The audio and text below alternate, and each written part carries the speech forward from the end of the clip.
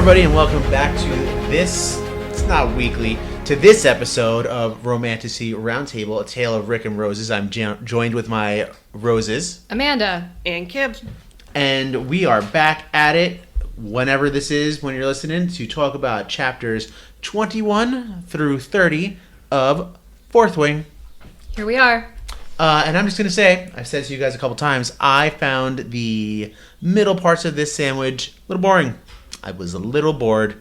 First and only time in this book, I've been bored. But you liked it, right? I was not bored. I was not bored either. Yeah, I felt a little bit bored. But, anywho, where are we at so far in this story?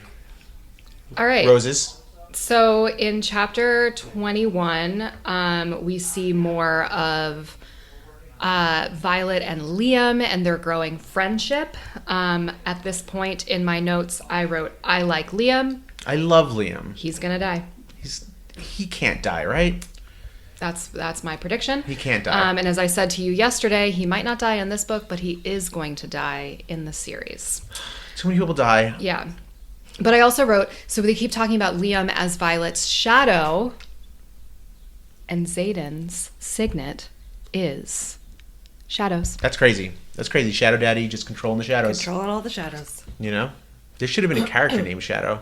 Both Rick and Kim are sick. I'm not sick anymore. I'm still actively sick. I'm trying not to be sick. So Sick, bro. they're in, oh my God, they're in the archives. Yep. Just archiving it up. Like a scroll falls and they see a classified war battle report. Yep. And then they go to battle class and they are not given the information that they observed in the war battle report. That means information is being withheld from them and they're being lied to. And I've said way back when, these are the bad guys, just like from Blood and Ash. So just a point of clarification, because it wasn't classified. Oh, you're right. So there wasn't any kind of signet on it or any symbol that would show that it was not supposed to be shared out. So they assumed it was just the daily missive that was going to be in Battle Brief, and so that raised the questions of why was it not shared. Oh, we have a visitor. Oh, we have a visitor. We love visitors. This is a great moment for us. Come on in. We're just waiting here for a new. Yeah, those are great. Here's our new section of our podcast. This is Mary's Missives. Hi, it's Mary. I'm here now to. Well, I don't know what's happening. We're talking about the chapters that we read of Fourth Wing. Oh, are you at the part where the really important thing happens? What was that thing?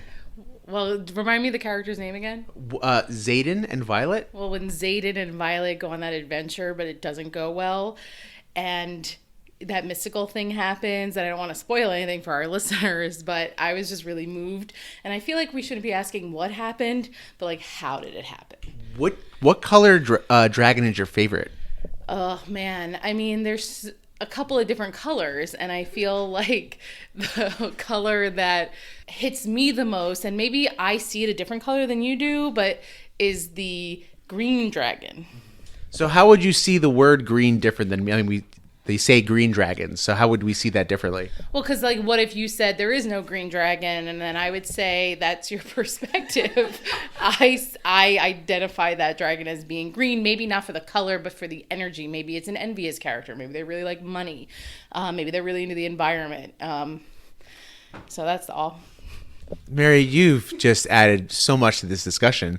Did I nail any of it? Nailed it. You nailed the whole book. And thank you for bringing us Trader Joe's Dark Chocolate Peanut Butter Cups. This week's episode is brought to you by Trader Joe's. Trader Joe's. They didn't have dark until the very end when I got online and had a display. Mary just saved their life, guys. This episode is brought to you by Trader Joe's. Thank you for joining us for Mary's Missives. That was a good name. That was a good It's good, right? You like that? That was me, guys. I just want to give a shout out to all of our colleagues who are remarkable at improv also. Yeah, it's really impressive. Caitlin's Corner and Mary's Missives. So good. So good. All right, so I don't know. Violet and Liam are friends. That's the point of this chapter. Yeah, because it's the boring. You're going to hear a noise. I've decided just to hold the mic for everybody. So there's the mic. You know what? This is an adult audience. That's the mic sliding out of its sheath. Yikes. That's also not what that's called. It's a stand. Okay, so in chapter 20... Oh, we skipped over 22. We skipped over 22. Okay, so chapter 22 is actually important because in chapter 22, Violet is struggling with her ability to channel or not channel power from her dragons. And a moment happens where she starts to feel Tairn's emotions and she becomes overwhelmed with Tairn's lust. Wow. That's crazy. And then she starts to she feels some heat. Yeah, and now the mic is so close to your mouth that you're so much louder than everybody else will be. This is what I do. Okay, so Violet she's feeling Tairn's lust because Tairn and Scale. I was gonna say, have we decided how we're gonna pronounce Zaden's dragon's name? It's Scale. I watched a video with the author. Scale. Okay. In my head, it's still Seagull. Seagull, as in the bird? Yeah, that's like all I see it and I read Seagull, which is I think not even how it's spelled. I but think that's it's just what my brain has done. I think it's scale, like a dragon scale. Yeah. It's Scale. Okay. We're not saying the same word. Scale. Scale. Scale. Okay, so Seagull. so they're having some dragon fun times. So dragon soup. Just for dragons. And so Violet. No humans apply. So dragon comes out of her room. So unhinged, guys. We've had such a week. Violet comes out of her room and she sees Liam and she's like, no, I will not take this out on Liam. So she runs into the cold and there's Shadow Daddy himself. smoking some dragon drugs. Oh, shoot. Really? That's what it was. Oh, my God. You're right. I just kind of assumed it was like weed, but for fantasy people. Yeah, good point. And then she's like, Shadow Daddy, it's time. Well, no, he's like, you got to learn to build. You have to learn to guard or to To block? Ground. ground. You have to learn to ground and to shield, or else you're going to make some really stupid decisions. So he teaches her how to ground, and she imagines herself in the archives, and there's a door to Tairn's power. And he's like, oh my God, that took me so long, and you nailed it immediately. And then they kiss. They do. It was lovely. Yeah, there was some steam. Yeah. And then what happens next? Let's see. So, sorry. I swear I'm not sick. Violet is talking with Rhiannon. Scale. And Seagull. about her feelings for Zaden, and she's a little frustrated that she can't manifest her signet. However, Rhiannon gets her own power, which at this point is pretty cool, right? It's the ability to summon objects to and from her. That's all I gotta say about that. Wow, there it is. I don't think there's more to that. And then Violet finds out that Jack, our good friend Draco Malfoy, is going to challenge her. Yep. So what does she do? Right. I thought this was pretty funny. She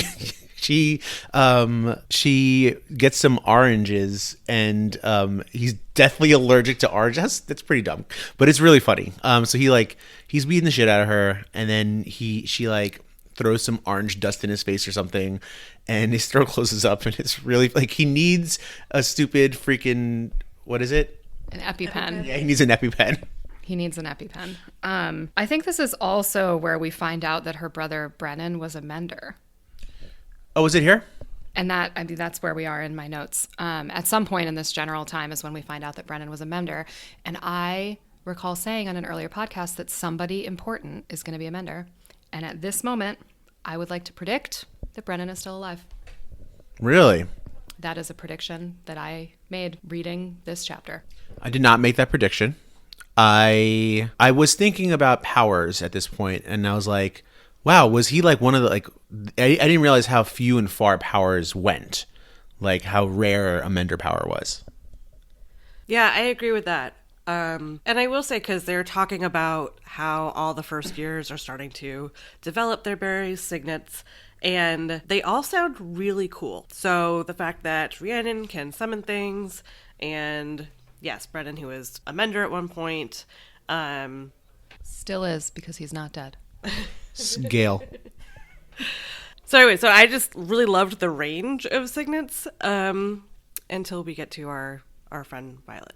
Yeah, at this point I also wrote, what's her power gonna be? Because I was really excited. And I wanted us to predict what her power was gonna be, but now we find out in this section of chapters, so we can't predict. Yeah, I was real hyped for her power. I was like, this is gonna blow the world away. Literally. Then they have the squad battle starts up, right? And Kim is reaching over to steal another. I know these are surprisingly good. This episode is brought to you by Trader Joe's. Guys, comment down below if you think it's weird that Kim doesn't like chocolate and peanut butter together. I mean, to answer your question, the answer is yes. So squad battle happens, right? Crab battle.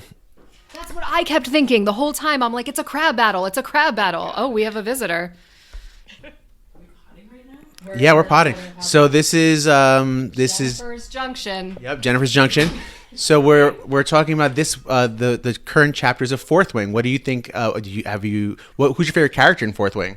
That would require me to be reading Fourth Wing. No, you've read it. Okay, great. So we have Zaden, who's the Shadow Daddy bad boy. Bob. Oh, you like Bob? Rachel, maybe? Yeah, she seemed cool. She's dating Ross. They were on a break. Very on and off. Very on and off. Do you actually need one of us for No. I just came in to steal some peanut butter cups. Yep. Sometimes people just come and steal peanut butter cups. Yeah, happy Friday before break, everyone. Happy Friday before break. Thank you for joining us for Jennifer's Junction. It sounds like I run like an old-timey place where you take your horse and you stop off and you get sundries. Like, all right. There it is. Bye, Jen. Okay. So we're in the crab battle, and Violet and her squad are needing to steal a valuable item from within the War College, and they have to. There's not a specific valuable item. They have to choose an item that they believe would be valuable in a military situation. To the enemy. The most valuable to their enemy. The most valuable to their enemy, and Violet, Like the nerd she is. steals. She's like, we got to break into my mom's office, and they steal Information. a map. I'm the map. I'm the map. I'm the map. What is that? It's from Dora the Explorer. You have a daughter. Yeah, but not that age of like Dora the Explorer. But she was that age at some point. As in, like, there were other things to watch, like the Doctor one. She's Latina. What's the Doctor one? Doc McStuffins. Yeah, we watched Doc McStuffins. Well, Doc McStuffins is good too, but this episode is brought to you by Dora the Explorer. Okay, so... This is the boring stuff. They win. Anyway, they steal the map and they win. Then they go to... It's called a pregnant pause. Well, I also wrote that Zaden made her a knife, and I thought that was cool, but I don't know when that happened. I just thought it was cool that he made her a knife. Dane would never make her a knife. Dane has been a bitch for so long. I just thought, as a person, I really love giving people gifts. I think that giving somebody a gift that like matches their personality and your relationship with them is really important. And so I thought Zaden making and giving Violet a knife, also like Liam making his little wooden figurines of their dragons. I like that the men in this book are thoughtful gift givers. I'm a thoughtful gift giver. It literally didn't say you weren't. Okay, I'm just saying. All right, so they go to this outpost, and who's there? Oh my God. Person lands, and then we find out it's Mira. That's how you say her name also. It's Mira. Like the thing that you look in for your reflection. I'm so upset.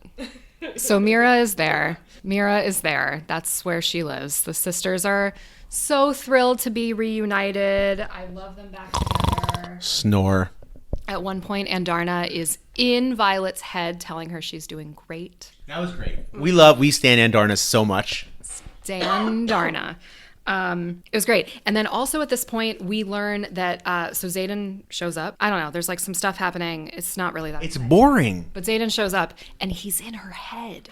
Oh, right. Yeah. He starts talking in her head. So they're communicating telepathically because Violet is connected to Tairn and Scale.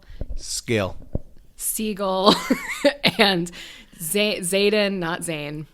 Zaden is connected to Scale and Tairn, and that also means that Tairn and Violet are connected, and I'm getting Feyre and Rhysand vibes. Oh, yeah. Totally. There's no you in Siegel in this. there's a Y in there, which could sound like a U.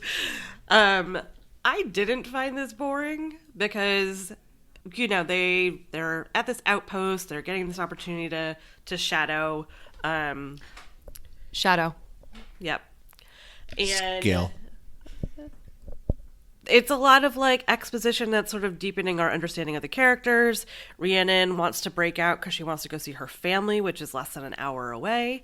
And so they do. So they go and she gets to meet her nephew and see her family that they're not allowed to communicate with in the first year. So I thought a lot of this had some really sweet moments in it. And then, Zaden, of course, shows up because the dragons can't be separated for too long. And so he had to come and join them.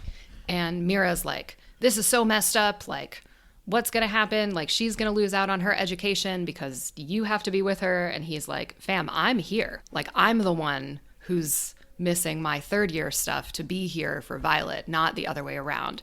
So I think that's kind of important. Mira also basically tells Dane to fuck off. Hell yeah, as we all should. And get his shit together and stop being so controlling of Violet. And being a what? And being a little bitch. Yeah. Yeah, he's king bitch. Oh my god. I'm moving on to chapters 28 through 30 now. Yeah, well, like, stuff happens and there's like It's boring. no, like there's like a battle and they have to leave and they go back to Basgiath and Violet's really worried that Mira is in danger, but she finds out that Mira is safe. She did it. She's safe. So then they're back at Basgiath. Let's see. And then what happens? The war games are starting. The war games are starting and Tairn shows up with a sweet new outfit. What's he got there, Kim? Oh, he's got a saddle, so that she is able to keep her seat on the dragon. And fun fact here, we've said that we are teachers. We work in a special education school, and so we offer modifications for our students. And so She's an SMI rider. yep, so she is significantly modified instruction here. And this is her modification. I really love the dialogue between Zaden and Tairn. It's really funny. Yeah, I love this part so much. I love that Tairn is like making reasonable accommodations for her. I love that they made sure that he could put it on and take it off himself. We have a student visitor, but he lost his voice, so he's not going to be able to contribute. I loved that. So now we're in the war games. And Liam is going to fall, and he doesn't. Violet uses lightning to save Liam and kills Jack. Jack is dead, guys. Supposedly, as this one said. She tried to throw me off the trail, but Jack is dead. Jack is dead. I was a little concerned because he didn't die on screen. So I was like, is Jack going to come back? Jack's dead, right? Right, Amanda? I have no reason to believe that Jack is still alive, but I don't know. You predicted early on in the book that like people coming back to life after they died is going to be a thing. So I don't know if maybe that's a thing. Which is why I brought it up, because you had said that and pulled out that quote a couple episodes ago. And also, too, unlike some other authors that we have recently read, our good friend Rebecca here doesn't kill off characters without reason, and particularly not having after created really sort of a place and a role for them within the story. Okay, that's an excellent point. But also, in addition to saving Jack, killing Jack, to saving Liam, she used Andarna's power to save him too. That's true. And I wrote at this point, I think there's something really poetic and frankly hella Jewish about Andarna's power being to save lives and Tairn's power being to destroy lives. Although I understand that both are like actually her power, but who she's channeling it from. What do you guys think about lightning being her signet? That's so boring. Seriously? So boring. Yeah. I've obviously read this book twice now, and both times I was equally disappointed when this signet was revealed. Oh my God, I thought it was so cool. I didn't feel that way at all. Yeah, I thought it was really boring. I was like, really? Lightning? That's what we got? I see the extent of the power, but it's just boring. Like, we got someone who can wield shadows and astral project and stop time, and she's over here being Storm. But she can also stop time. True. But I'm saying, like, one of the powers being stopping time. I don't know. I think the lightning's cool. She's Zeus. At She's one Pikachu. At one point, I was like, how is this going to happen this is dumb. How is lightning going to happen indoors? But then we find out, Amanda, because what happens? All right, so we're at chapter 30. Guys, look, we're in a place of business, and so we're not going to get too into this, but there is quite the soup in this chapter. This soup in this chapter is better than the entire book of From Blood and Ash. This is, I would say, excellent soup. So Rick and I had read through this chapter before Amanda did, and so we had said to her when she was going to finish it, we were like, oh, the last chapter's a lot. They didn't tell me what kind of a lot it was, and I was like, oh, well, I don't really have any meetings this afternoon. Like, maybe I can read it now. And they were like, it's a lot. Meaning I probably shouldn't read it at work, which was fair, because I famously was reading The Court of the Green cover in Prospect Mist and Anger. Fury, and in Prospect Park, and I was like, oh, I need to go home. The soup is happening. It was famously, that is a famous event that happened in human history. It's a famous event that happened in this podcast. I think I've talked about it before. Okay, anyway, that is how chapter 30 goes. And in this chapter, there's lightning everywhere, and they break her whole room, and there's shadows everywhere. And Zaden also tells her that he suspected lightning was her signet because he thought he saw it the night that they kissed. And I went back and read it, and they do make that clear. Is it like sparks fly or something? It's like a flash of light and like thunder cracks. But I did think it was pretty. I'm going to see if I can use words from the book, sort of. But it was really funny because it was like, as her body shatters, lightning just cracks everywhere, which I thought is really funny. It's crazy. They wreck that dorm room. Concur. All right. So Guys, I'm sick. I'm tired. It's the day before break. she's really bringing a lot today. She's bringing her A game. So, all right. That is chapters, whatever it was, 21 through 30.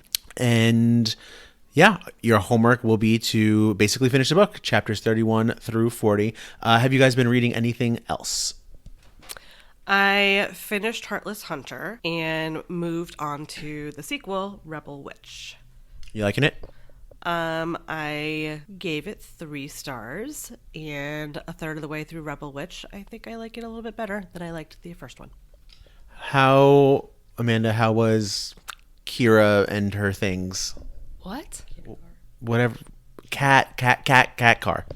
I finished Kitty Carr like 4 books ago. Okay. I don't know what else you're reading. I just had to go back. I read a book called Follow Me, which was one of the Amazon first read, whatever. Anyway, I did not care for it.